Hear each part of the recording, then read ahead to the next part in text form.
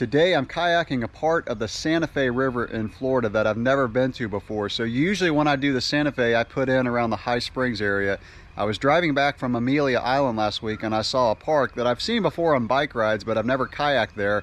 And the Santa Fe River goes right by it. So it's kind of cool to explore a place that I've never been before. So I'm going to take out my Wilderness Systems Tempest 170 kayak. It's a pretty fast sea kayak, and since I'm by myself today, I want to try to cover as much ground as I can and explore a new area. So let's go.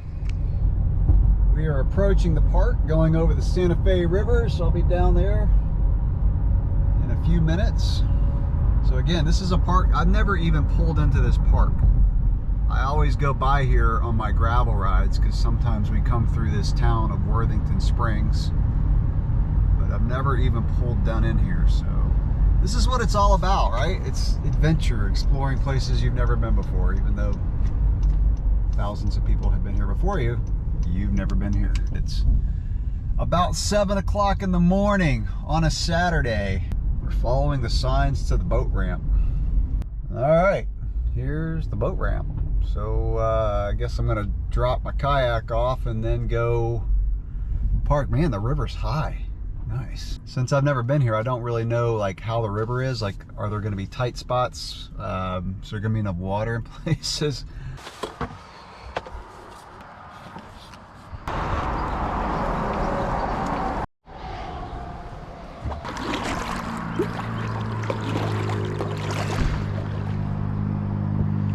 All right, so the plan, as usual, is to go upriver on the way out and then come with the current on the way back. Don't know how fast the river's going to be flowing today. I think we're still on the land that is normally exposed.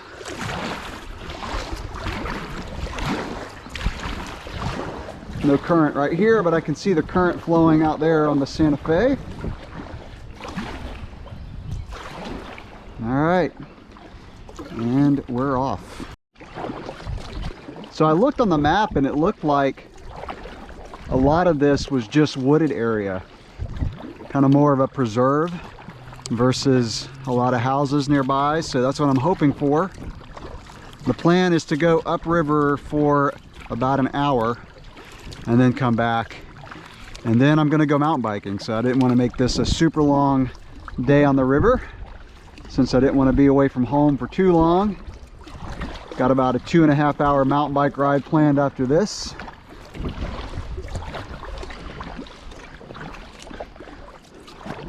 So this is uncharted kayaking territory for me. Again, I've been on the Santa Fe River a lot. So this is north of where the river goes underground. It's quite a ways from here, but this river goes underground for a mile or two, or maybe longer than that, and then comes back up. And a lot of times when I paddle, I put in about an hour south of where the river comes back up, and then I just go to what's called the river rise area, and then kind of get out, stretch the legs. There's some hiking trails there, and then I get back in the kayak and go back to the car. There's a tight spot here. I don't know which way to go. Looks like the current's coming from the left, but it looks like it also goes straight too. I'm looking on my map here. Oh yeah, there's like a little loop right here. So I'm looking on the map there. Looks like I can loop around. Looks like the cleanest way to go because there's a lot of trees over on that other way.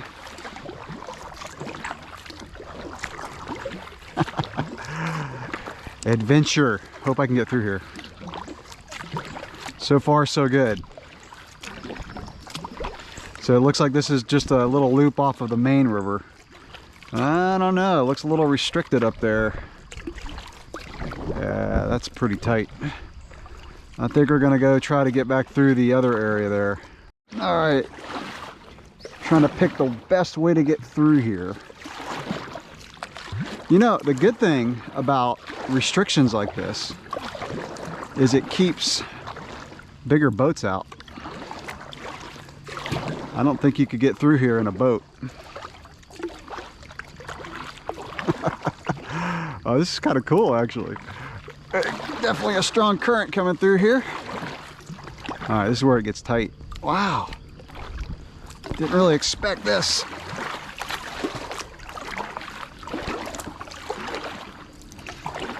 Oh, this is awesome. All right, I think we are through. Definitely a lot more trees on this kayak. I feel like I'm kayaking through a forest. A lot of current coming through here. This kayak tracks really straight. I've got the skeg dropped all the way down, and I'm still getting tossed around a little bit in the current because of the trees. I guess it's just creating little eddies. All right, looks pretty clear up ahead. You know, worst case scenario is it looked pretty clear going downstream from where I park. So if I get to where it just gets really tight, I can always turn around and explore that way. We're back in a forest. So I'm at an intersection where it looks on the map to be another little river.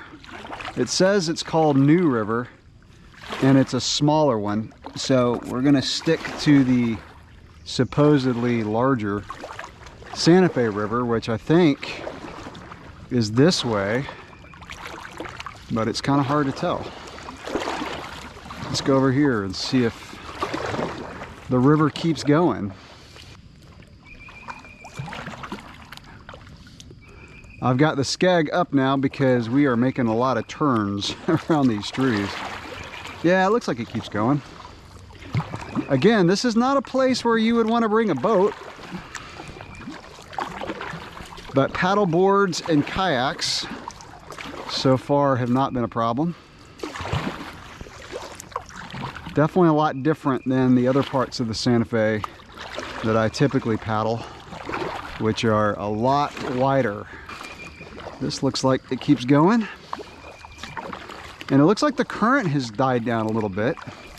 So I think a lot of water was coming out of that other river that I just saw. Again, on the map, it's called New River.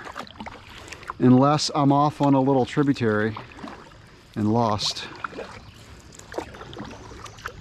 But from what I can tell, it keeps going. This is definitely the tightest kayak I've ever done.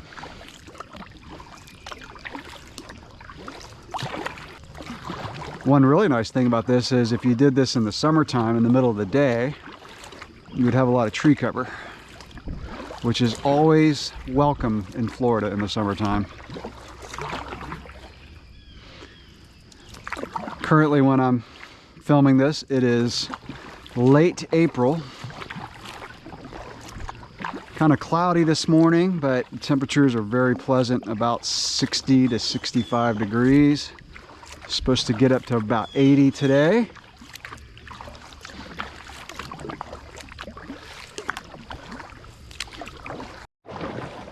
Because the river is so high, I'm seeing these little offshoots that I kind of don't know which way to go. So I'm following the current. That seems to be the best plan, because it looks like you could go that way, but the current is coming from this way.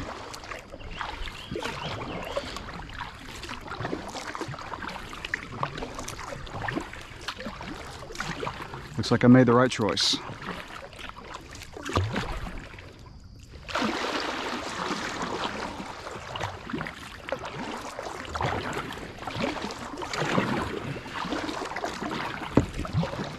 You know, I think the next time I do this, I will bring my sit-on-top kayak, because it is shorter and a little bit more agile. You can turn it easier.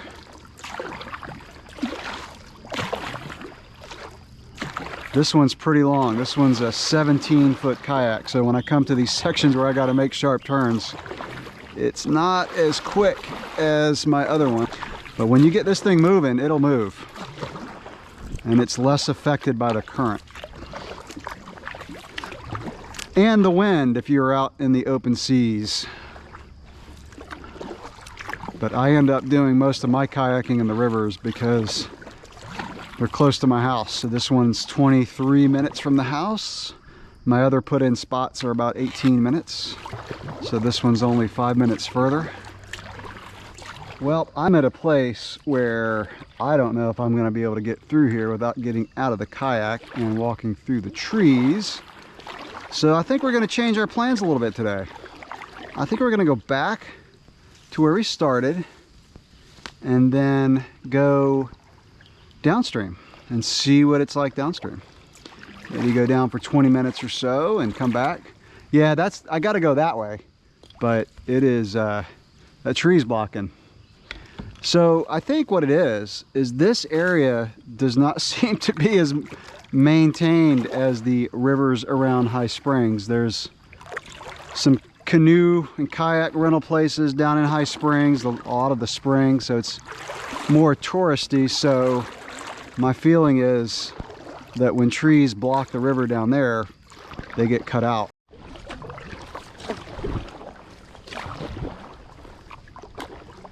Yeah, we are cruising going back. This was a really tight spot I had to get around. Let's go this way.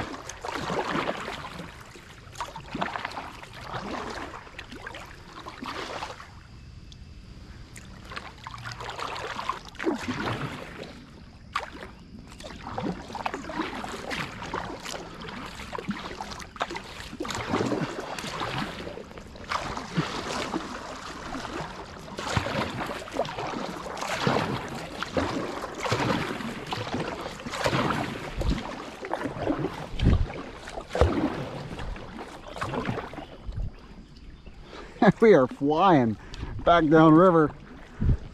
Oh, this is where the currents start. Gotta pick our way through here.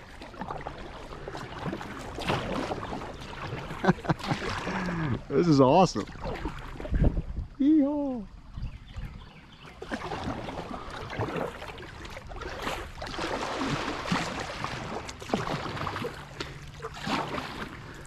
Oh, don't want to go into that tree.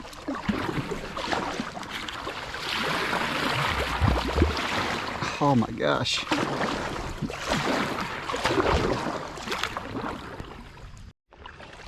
Coming back to the boat ramp where we started, and now we'll go downstream for a little bit and check that out.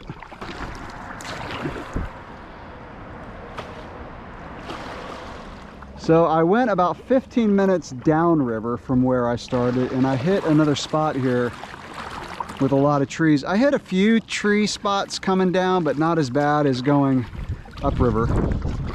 But I think I'm just gonna come back with my sit on top and go downriver, see how far I can go. And we'll just chalk this one up to adventure, exploration. Wasn't quite what I thought it would be, but still awesome to get out early on a Saturday morning and get some paddling in. And we are back. So I only got in about 4 miles today.